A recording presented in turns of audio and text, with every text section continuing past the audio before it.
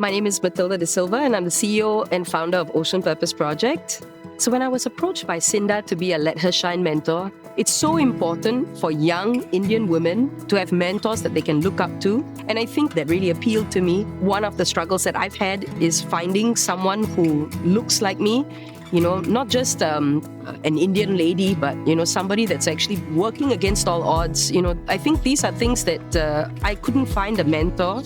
My inspiration actually came out of a crisis and a tragedy. While representing Singapore in a dragon boat race in the Philippines, I was actually exposed to polluted water. Over 3 days of exposure is what led to me being hospitalized and eventually developing 4 autoimmune conditions. I'm very, very interested in what's the purpose behind what's happened to me. And that's again where Ocean Purpose Project was formed. We started as a social enterprise in 2020.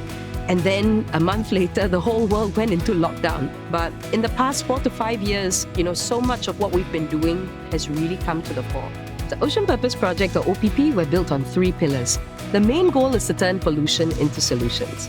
With regards to plastic, what we do is investigating how ocean plastics, the stuff that cannot be mechanically recycled, to be turned into things like hydrogen.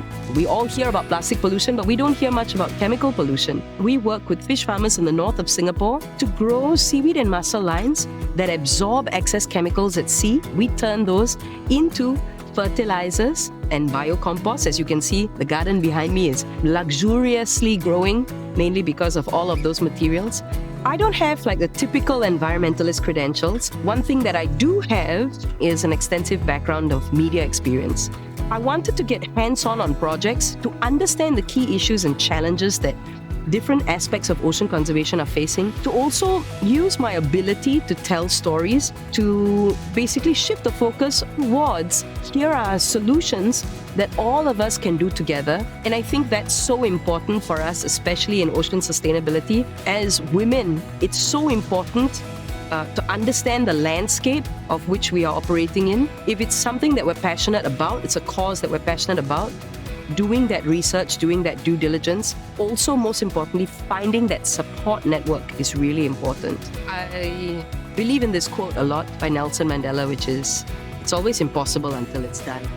With the condition that I am in now, being able to turn that pain and channel it into purpose, I think that's something that, during the course of this Let Her Shine mentorship program, a lot of these topics have come up.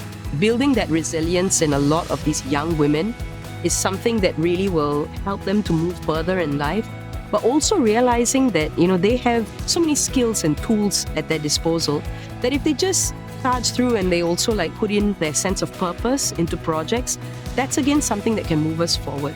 As a Singaporean Indian woman, it's also very important for us to play our role as mentors, to come forward and say, how can we help? And say, this is our part to play, this is how we build foundations, and also addressing the sustainability and environmental needs for the future.